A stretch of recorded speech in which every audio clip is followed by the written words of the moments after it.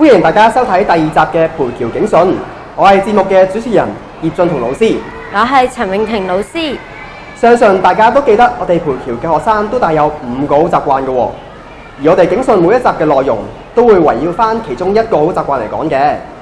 陳老師啊，有估到我哋今集嘅主題係啲咩呢？俾啲提示你啦。你間唔中咧就喺集會之前啦，喺學校門口附近都檢查同學仔，睇下佢哋有冇具備好呢個好習慣嘅喎。會唔會去盡責啊？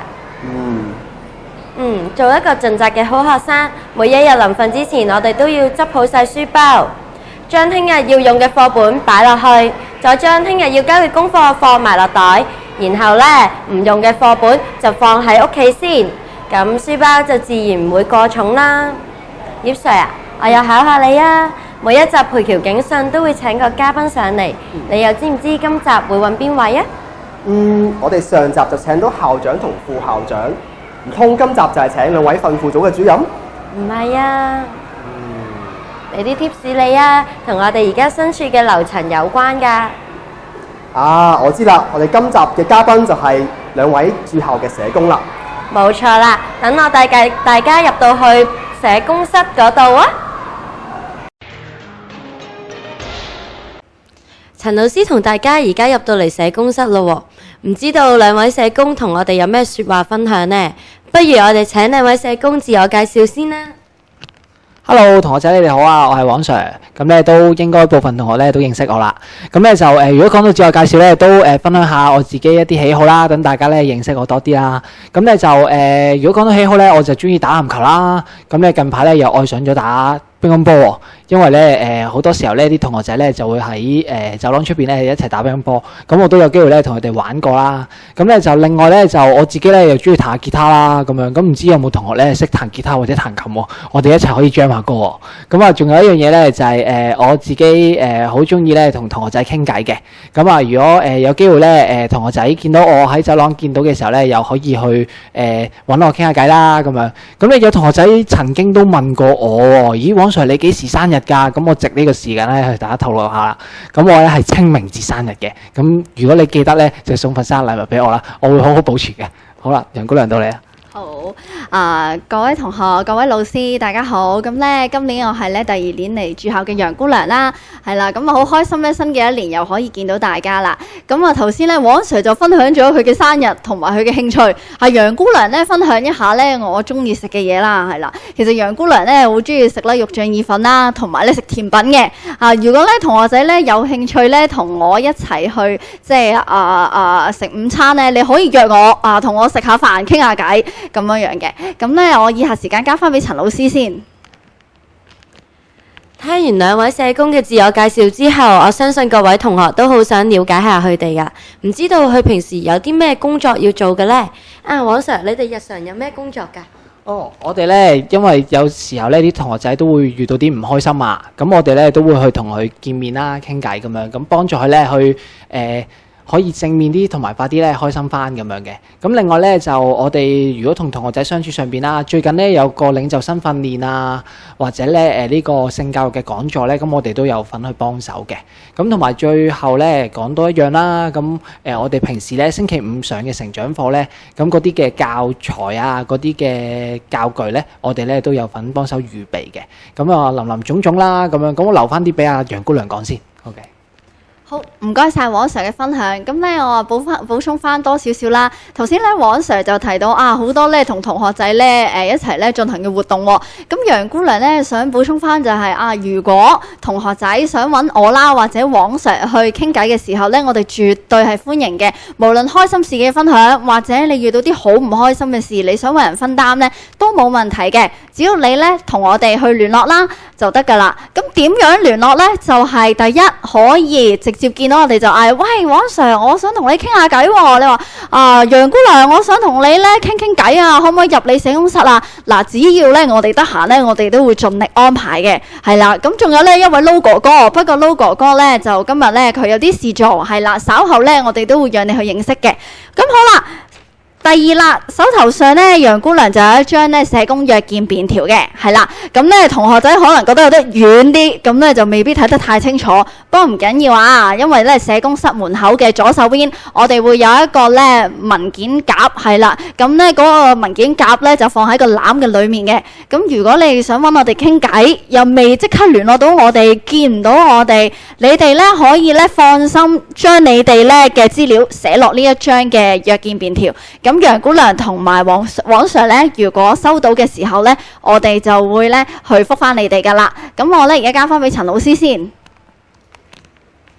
多謝兩位嘅分享啦。各位同學咧，聽完兩位社工嘅分享之後，都相信知道有咩途徑可以揾到佢哋啦。但係咧，有一樣嘢陳老師想提翻大家，今年嘅社工室係唔會開放㗎，所以如果大家要約社工嘅時候，就可以善用嗰一張社工嘅便條。以下落嚟嘅時間交翻俾吳永傑老師同我哋講解一下欠交功課嘅情況啦。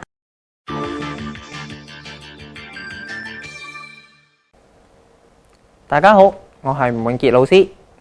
過咗9月同10月啦，我哋訓輔組嘅老師呢都有睇下同學仔關於交功課嘅情況嘅喎。咁我哋老師都發現，其實大部分嘅同學喺交功課嗰方面呢都好準時嘅，只係有少部分嘅同學呢喺呢一方面都需要改善啦。咁今日吳常我就喺度啦，分享一下有關於交功課嘅小提示嘅。咁其實啦，我哋可以善用我哋本家課冊嘅喎。咁我哋可以喺每日嘅小息午休啦，打開我哋嘅家課冊，然後抄齊你嗰日要做嘅功課。咁變相咗啦，就唔會喺放學之前呢臨急臨忙咁抄，就唔會抄錯或者抄漏啦。另外啦，每一日下面最底嘅部分呢，你會見到有一個叫做同伴互核簽署，你亦都可以善用呢一格嘅。咁呢，每日你將呢本嘅家課冊喺放學之前交俾你嘅同學，然後等佢幫你檢查一下，究竟你有冇抄齊或者抄錯嘅。咁如果檢查完冇問題嘅話呢，咁就請同學喺上面簽一簽個名。另外啦，你亦都可以喺夜晚臨瞓之前呢，再檢查一下你嗰日嘅功課有冇做齊啦，同埋有冇放入去你嘅功課袋或者書包裡面嘅。咁你就確保你唔會欠交功課啦。另外啦，一陣間我哋會播一條片呢，係有關於9月份陳老師同埋歐振中老師喺學校門口檢查同學仔嘅書包嘅。咁同埋一陣間陳老師呢，亦都會同我哋講下有關於執書包嘅小提示嘅喎。咁不如我哋而家先去片先啦。而家就等葉 Sir 我同大家直擊一下9月份有一次書包重量檢查站嘅情況啦。嗱，喺畫面呢，你會見到有一班嘅秩序大使，連同歐 Sir、陳老師，佢哋呢一早呢就喺學校門口附近，未轉入呢個量度體溫嘅位置呢，設置咗一個檢查站。同學仔呢就好似平時咁返學啦，而兩位老師呢就會好隨機抽查啲同學仔，睇下佢哋嘅書包會唔會過重。首先呢，歐 Sir 呢就會先用一個體重磅去量度一下同學仔本身嘅重量，然之後呢，隔離有一位嘅秩序大使就負責去整理翻同學仔嘅書包啦，然之後呢，用一個手提行李磅去量度下同學仔書包嘅重量，而側邊呢，仲有另一位秩序大使就負責做一個記錄啦，同埋計一計佢合唔合乎呢個標準嘅。根據教育局嘅建議呢，同學仔就唔應該長時間孭住一個呢自己體重10% 嘅書包嘅喎。如果唔係啊，膊頭啊、肌肉啊、脊椎啊都可能會受損，影響健康。如果同學仔呢唔合乎標準，歐 Sir 呢就會打開佢嘅書包睇下呢同學仔有冇帶啲唔應該帶嘅嘢啦，然後俾翻啲意見佢，下次呢個書包就唔會過重啦。而家等陳老師帶大家睇下一啲減輕書包重量嘅小貼士啦。小貼士1：揀一啲輕便、安全而且有肩帶嘅書包，因為咁樣先可以保障到脊骨嘅健康。第二樣，按照第二日要上課嘅時間表，執要用嘅科目嘅課本落書包嗰度，要交嘅功課放落書包嗰度。唔用嘅課本就可以放返喺屋企先。第三樣，每一個班房都會有儲物櫃，同學可以善用佢哋，聽老師嘅指示，放返一啲老師話可以擺喺儲物櫃嘅物品落去儲物櫃嗰度，而且帶一個空嘅水樽返嚟學校就可以啦。因為學校係有飲水器嘅，可以返嚟先裝水落飲水嗰個水樽嗰度。第四樣，選用一啲比較輕巧嘅文具。我知道好多小朋友都有好多好靚嘅文具，但係揀一啲比較輕身輕巧一啲嘅文具就可以啦。例如我哋唔好用筆盒，用筆袋。而且呢，其他用品上邊老師提醒大家，亦都可以唔好掛咁多裝飾落個袋嗰度，咁樣個書包自然唔會過重啦。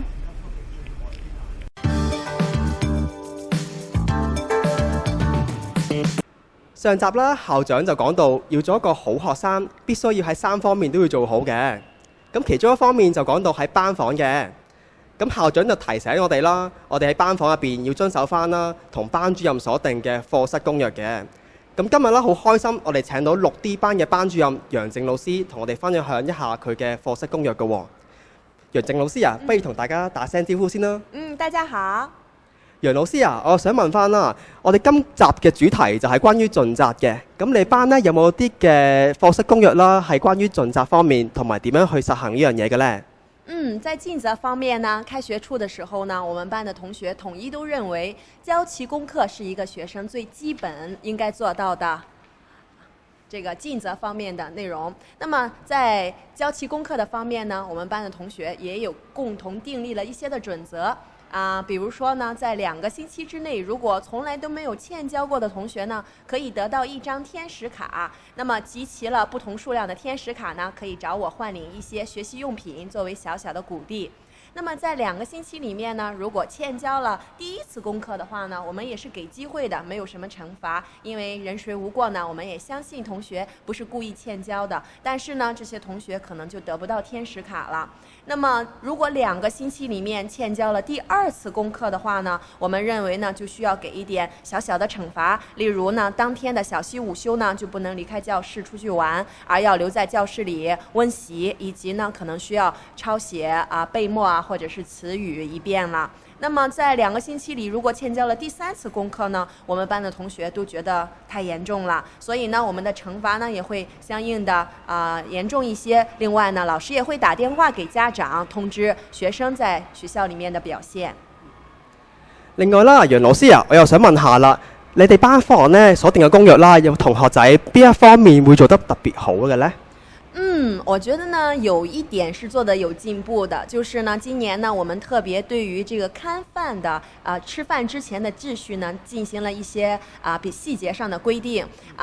我們呢在第5節課下課之後呢，會有2位飯長出來管理大家的秩序，其中的1位飯長呢就負責看一看每一組的這個台面是不是已經收拾乾淨啦，是不是已經做好了。那比較安靜的小組，最安靜的一組可以最先出來排隊拿飯，這樣呢全班都在班裡面排成了一條隊伍之後呢，飯長就會帶隊慢慢的走去外面打飯的地方。那麼另外1位飯長呢就負責從門口把那個飯箱推到教室裡，以及呢安排教室裡的同學拿飯還有洗手。所以我覺得今年呢我們這個在吃飯之前的秩序方面呢，6D班的同學，你們還是很有進步的。